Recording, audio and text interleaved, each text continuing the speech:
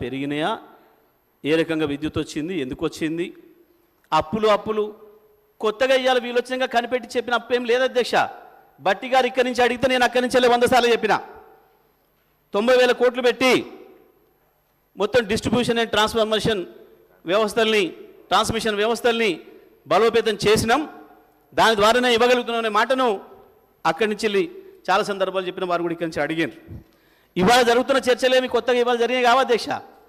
ఆ రోజు మొదటి టర్మ్లో బట్టి గారు కావచ్చు, జాన్ రెడ్డి గారు కావచ్చు, రెండవ టర్మ్లో బట్టి గారు కావచ్చు, శ్రీధరబాబు గారు కావచ్చు, వీటన్నిటిపైన చర్చ చేసిండ్రు.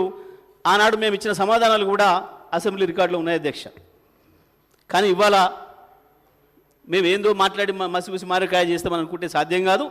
ప్రజల దృష్టిలో ఉన్నాయి అధ్యక్ష ఇవన్నీ కూడా. కన్జ్యూమర్స్కు సంబంధించిన డేటా కూడా అధ్యక్ష. అగ్రికల్చర్ సర్వీసులు ఆనాడు 19 లక్షలు ఉన్నాయి, ఇవాళ 28 లక్షలు అయినాయి అధ్యక్ష. టోటల్ సర్వీసెస్ ఆనాడు 1,11,00,000 ఉంటే ఇవాళ 1,83,00,000 అయినాయి అధ్యక్ష. దీని కొరకే విద్యుత్ సంస్థలు అప్పులు చేసినాయి తప్ప మరి ఎట్లా చేస్తారు అధ్యక్ష. వీరు కూడా కాంట్రాక్టర్లు ఉన్నారు, చాలామంది చాలా ఫైనాన్షియల్ ఇన్స్టిట్యూషన్స్ నిర్వహించే వాళ్ళు ఉన్నారు, మంత్రివర్గంలో కూడా ఉన్నారు అధ్యక్ష. మా చేతికి వచ్చిన నాడే 24,000 కోట్ల అప్పుతో వచ్చింది అధ్యక్ష విద్యుత్ రంగం.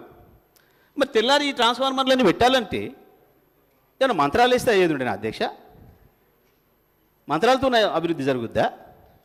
మంత్రాలతో లైన్లు నిర్మాణం అవుతాయా? సబ్స్టేషన్లు నిర్మాణం అవుతాయా?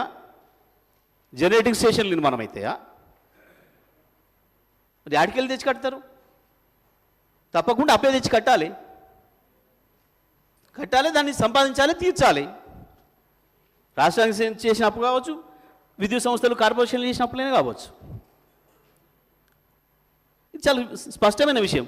బహిరంగంగా సీఎం గారు స్పష్టంగా చెప్పిండు, అవును అప్పు చేస్తున్నాం ఈ రాష్ట్ర అభివృద్ధి కొరకు, మాకు ఇచ్చిపోయినాడు, అప్పుతోనే ఇచ్చిపోయినారు, మేము ఇట్లా ప్రింట్ చేసేది ఉండేనా? మరి పైసలు ప్రింట్ చేస్తాయి ఏమన్నా ప్రభుత్వాలు, రాష్ట్ర ప్రభుత్వాలు? కేంద్రం ఎప్పుడైనా చేస్తుండొచ్చు, ఆర్థిక పరిస్థితుల్ని చక్కదిద్దడానికి ఏదైనా మాన్యం వచ్చినప్పుడు ఏదైనా ప్రింట్ చేసి ఉండొచ్చు అదనంగా. కానీ ఆ అధికారం మనకు లేదు కదా, రాష్ట్రాలకి అప్పు తెచ్చుకోవడం తప్ప మార్గం లేదు కదా.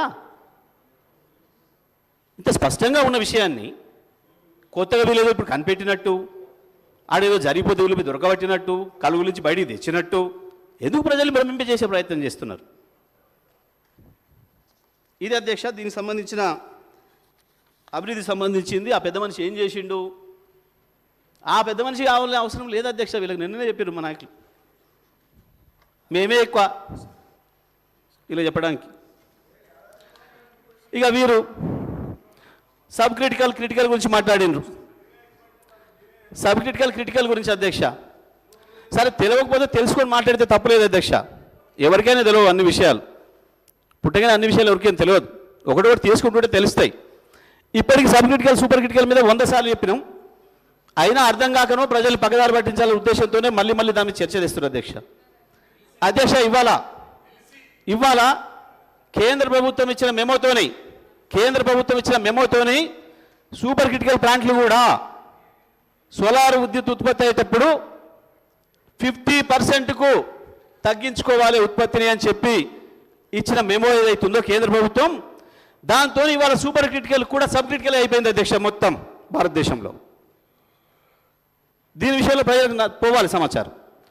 సబ్ క్రిటికల్లో కొద్దిగా బొగ్గు ఎక్కువ కాలుతుందని, సూపర్ క్రిటికల్లో తక్కువ కాలుతుందని, దాంతో పొల్యూషన్ తగ్గుతుందని లేదా పెరుగుతుందని ఈ టెక్నాలజీ వచ్చింది అధ్యక్ష. సూపర్ క్రిటికల్ ద్వారా కొంత తగ్గుతుంది. అప్పటి వరకు ప్రపంచంలో మొత్తం 2014 ముందు మొత్తం ప్రపంచం సబ్ క్రిటికలే. ఈ 800 మెగావాట్ల పైన ఉత్పత్తి చేసే పరిస్థితి వచ్చిన టెక్నాలజీని తయారు చేసిన తర్వాత దీనికి సూపర్ క్రిటికల్ అని పేరు పెట్టారు, దానికి సబ్ క్రిటికల్ పేరు పెట్టారు. అవాళ మన రాష్ట్రంలో కావచ్చు, భారతదేశంలో కావచ్చు, ఎన్టీపీసీ ఆధ్వర్యంలో నడుస్తున్నాయి కావచ్చు, ఏ ప్రభుత్వ రంగ సంస్థల ఆధ్వర్యంలో జరిగినాయైనా నిర్మాణం అయినాయన్నా అన్నీ కూడా సబ్ క్రిటికల్ టెక్నాలజీ అధ్యక్ష. మనం వచ్చే నాటికి ఉన్న కరెంటు ఇబ్బందుల్లో మనకి ఇబ్బందులు ఉండగా, ఇంతకుముందు వారు చెప్పారు జనాభా తక్కువనే ఎక్కువ ఇచ్చిండ్రు, రేపు ప్రమాదం వస్తుందని. కాదు అధ్యక్ష, ఆ రోజు యూటిలైజేషన్ ఎంత ఉందో చూసి దాని ప్రకారం ఇచ్చిండ్రు. తెలంగాణ ప్రాంతంలో ఎంత యూటిలైజ్ అవుతుంది కరెంటు, అక్కడ ఎంత అవుతుందని చూసి దాని ప్రకారం కేంద్రం చట్టంలో పెట్టింది అధ్యక్ష. దాని ప్రకారం కూడా వీళ్ళ దోస్తు చంద్రబాబు నాయుడు గారు ఇవ్వలే మనకు. మొత్తం కేవలం కుట్రపూరితంగా సీలేరు ప్రాజెక్టు కొట్టేయడానికి 7 మండలాలు తీసుకున్నారు అధ్యక్ష. ఆయన ముంపు కొరకే తీసుకుంటానని అనుకుంటే అంత అవసరం లేదు అధ్యక్ష. కేవలం సీలేరు కొట్టేయడం కూడా తీసుకున్నాడు అన్నాడు మేము అది కూడా చెప్పినాం. అంతేకాదు మనకు ఇవ్వాల్సిన షేరు ఆ రాష్ట్రం నుంచి ఇవ్వకపోగా మనం ప్రైవేట్ వాళ్ళ దగ్గర కొనుక్కుందామని ప్రయత్నం చేసినా వాళ్ళని కూడా పిలిచి భయపెట్టించే పనిచేసినారు అన్నాడు. అటువంటి పరిస్థితులలో డిమాండ్ పెరుగుతుంది బాగా, ఎంత వీలైతే అంత తొందరగా మనం దాన్ని చేరుకోవాలి డిమాండ్ తగ్గట్టుగా అని చెప్పి ఆ రోజు BHEL అధ్యక్ష, ఇప్పుడు కూడా మేము చెప్తున్నాం, BHEL ప్రభుత్వ రంగ సంస్థ, కేంద్ర ప్రభుత్వ రంగ సంస్థ. మన ఈ రాష్ట్ర ప్రభుత్వ రంగ సంస్థలు ట్రాన్స్కో జెన్కో.